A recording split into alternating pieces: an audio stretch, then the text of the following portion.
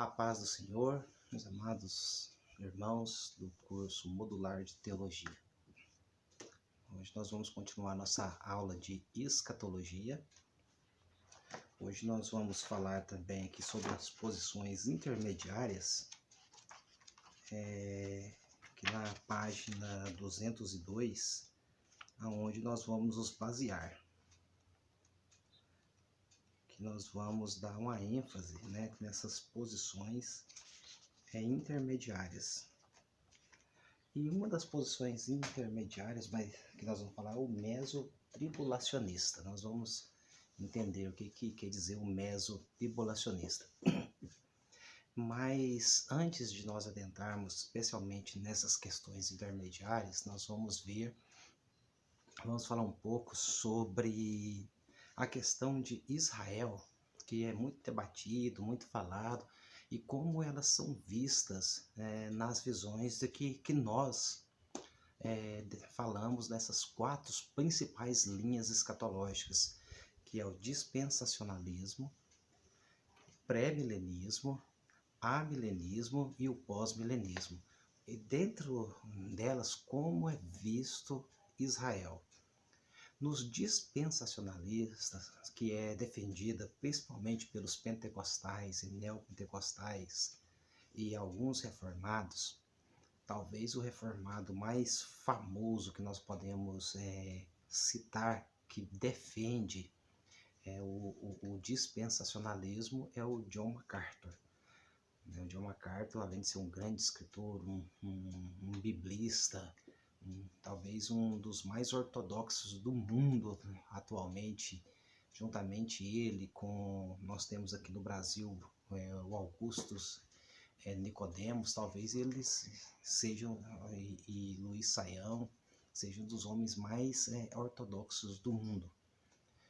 E ele é dispensacionalista, e nós vamos ver como o dispensacionalista ele vê o dispensacionalismo, ele vê o Israel. Dispensacionalismo, ele vê a igreja como povo de Deus e Israel como dentro do plano de Deus. Não é que Deus tem 2 povos.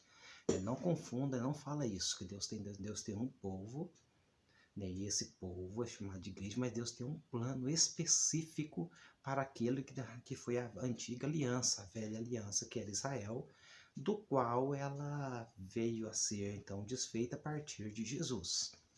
Então, por quê? Porque lá em João, no Evangelho, já vai falar que Jesus veio para os seus, falando de Israel, e os seus não o receberam. Mas todos quanto aqueles que o receberam, ele deu o direito de se tornarem filhos de Deus através da fé em Jesus Cristo. Mas o dispensacionalismo ele vai pegar vários textos bíblicos, ele vai fazer algumas interpretações nesse texto e vai impor que Israel ele faz parte do plano de Deus. E para o dispensacionalista é o seguinte, que a igreja é o povo de Deus, e para que Israel volte na posição de estar dentro do propósito de Deus, a igreja tem que sair primeiro, tem que ser tirada. Então, a igreja é tirada no arrebatamento, do qual o dispensacionalismo prega, chamado arrebatamento, que é o rapto secreto. Jesus vem onde ninguém vai ver e ele vai raptar secretamente a igreja. E depois desse rapto da igreja secreto, vem então o juízo de Deus, chamado grande tribulação. E nessa grande tribulação, a grande perseguido pelo anticristo vai ser Israel, do qual no final da grande tribulação ele vai clamar pelo Messias, e ele vai vir então, que é chamado de revelação em glória, onde fala que todo olho o verá, e ele vem com a sua igreja e adentra o milênio, e no milênio Israel vai cumprir então o seu papel que ele negligenciou lá atrás de ser o porta-voz de Deus, e a igreja glorificada na Nova Jerusalém. Essa é a posição dispensacionalista. A posição pré-milenista é também muito parecida com o dispensacionalismo. O pré-milenismo ele não crê no rapto secreto.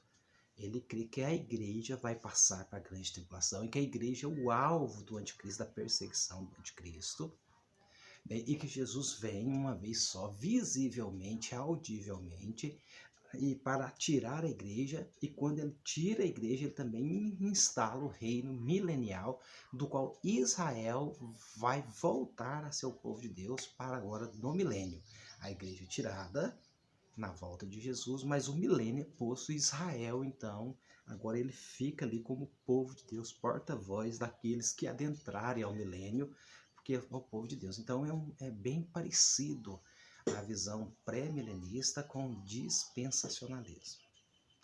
Na visão amilenista, na linha escatológica amilenista, o amilenismo ele já crê que Israel passou, que a igreja é o Israel de Deus, como Paulo vai falar lá aqui em Gálatas, que o Israel de Deus é falar da igreja, e que a única maneira de um homem agora que pertencer para ser de Deus e através de Jesus Cristo, consequentemente, através de Jesus ele se torna a igreja, inclusive Israel. Os judeus convertidos, então eles são igrejas, que não convertidos na volta de Jesus, eles vão ser dissipados e não tem um milênio na volta de Jesus posto, pois o milênio é uma expressão alegórica que nós já estamos vivendo, é apenas uma alegoria de linguagem, é o tempo da igreja aqui na terra. Jesus vem, e quando Jesus vem, ele arrebata a igreja e já instaura, né, o grande trono branco. Ou seja, ali não existe um milênio como o pré-milenista e o dispensacionalista falam.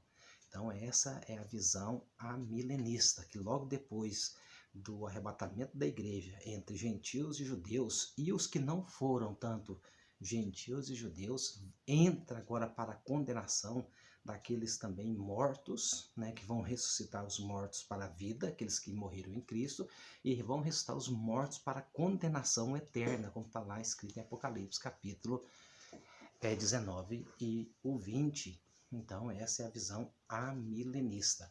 E o milênio é apenas uma alegoria, um simbolismo, né, uma figura de linguagem do qual nós já estamos vivendo.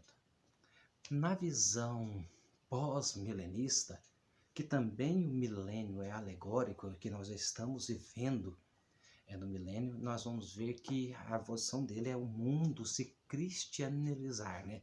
Ser os cristãos, a maioria dos governantes do mundo sendo cristãos, defendendo ali a Cristo. Então, quando o mundo estiver repleto, inclusive Israel, né, que não vai defender o judaísmo, mas o cristianismo, aí Cristo vem para arrebatar e também já dar início, muito parecido com o amilenista, o grande trono branco, né, o juízo final. Os mortos em Cristo ressuscitam, os mortos também para a condenação, como está lá em capítulo 19 e 20, Apocalipse, vão ressuscitar, uns para a vida eterna, outros para a condenação eterna. Então, essa é a posição pós-milenista e também uma posição muito parecida com ela do amilenismo, que é apenas uma figura de linguagem.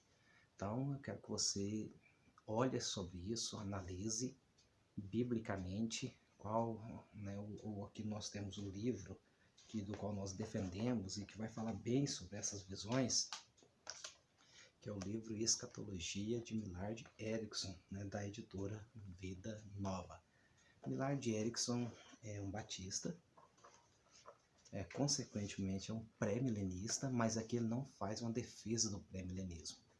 Aqui ele faz esses escritos dessas principais linhas e das linhas intermediárias, aquelas que não são tão populares e que são um pequeno grupo de igrejas que a defendem. E nós vamos entender quais são elas. Para você entender agora sobre as posições intermediárias, o primeiro que nós vamos falar é o mesotribulacionista. O mesotribulacionista é uma expressão que vai dar ali muito parecido com como nós falamos no dispensacionalismo sobre os 7 anos da grande tribulação. Né? O dispensacionalismo ele tem um cálculo, né, de 7 anos, que é o tempo da grande tribulação. E o mesotribulacionista também tem esse mesmo cálculo. Mas por que ele é essa posição intermediária do mesotribulacionista? Antes de nós entrarmos nesse método, eu quero falar quem é que a defende. É a Igreja Metodista Wesleyana. O metodismo, ele, como os batistas, eles estão bem diversificados. Existe o metodismo histórico, aquele que já veio lá do John Wesley. Existe o metodismo avivado, o metodismo calvinista, existe o metodismo avivalista, existe o metodista, simplesmente metodista, que também vem de Wesley, existe o metodismo wesleyano. E um desses metodistas que defende o mesotribulacionista é o metodista histórico e o metodista wesleyano. Esses dois grupos, eles defendem a posição mesotribulacionista. O que quer dizer isso? O mesotribulacionista, eles acreditam que a grande tribulação terá uma duração de 7 anos e que a igreja vai passar pela metade, por isso meso, né? Metade. Mesotribulacionista. Na metade dos primeiros 3 anos e meio, a igreja vai estar aqui, vai estar sendo perseguida, vai estar sendo um alvo, e nessa metade dos 3 anos e meio, Jesus vem visivelmente, né? A único que prega que Jesus não vai vir em 2 fases é o dispensacionalismo, que Jesus vem numa fase chamada arrebatamento, onde ninguém vai ver, e a outra fase é revelação em glória, que é aquela vinda que todo olho verá. Todas as outras demais linhas escatológicas vão falar em uma única volta de Jesus, só porque Jesus vem, arrebata a igreja no mesotribulacionista, e o juízo de Deus é derramado de uma proporção mais intensa, como julgamento, né, como a ira de Deus descendo para aqueles que já estavam perseguindo a igreja. Agora Deus está punindo o mundo, e aqueles os salvos, aqueles que mesmo nessa metade da grande tribulação, que a igreja estava aqui, e se ela estava aqui, ela estava pregando o evangelho, mesmo no meio da perseguição, como foi na igreja primitiva, mesmo em meio à perseguição, à morte, eles pregavam o evangelho, como Estevão morrendo pregando o evangelho, e Saulo estava lá ouvindo, né, a pregação do evangelho de Estevão. Então eles pegam que a igreja também nessa metade, muitas pessoas vão se converter nessa primeira metade. Então Jesus vem e arrebata todos aqueles que já convertidos, aqueles que converteram durante essa mensagem do evangelho. Mas a partir desse momento agora já não tem salvação, porque Jesus já veio, já levou para as bodas do Cordeiro, e nessa segunda metade, os 3 anos e meio, é o juízo de Deus sobre a impiedade, e depois dos 3 anos e meio se instaura então o grande trono branco. Eles não crêem também na questão chamada milênio.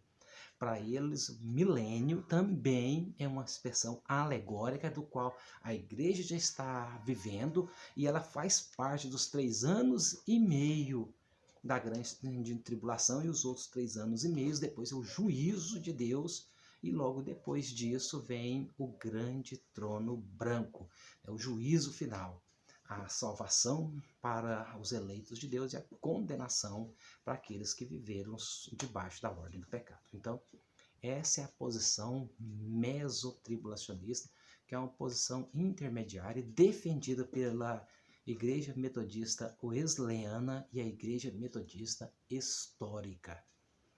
E alguns outros metodistas são amilenistas, a grande maioria são amilenistas, e esses dois são, que nós falando, são mesotribulacionistas.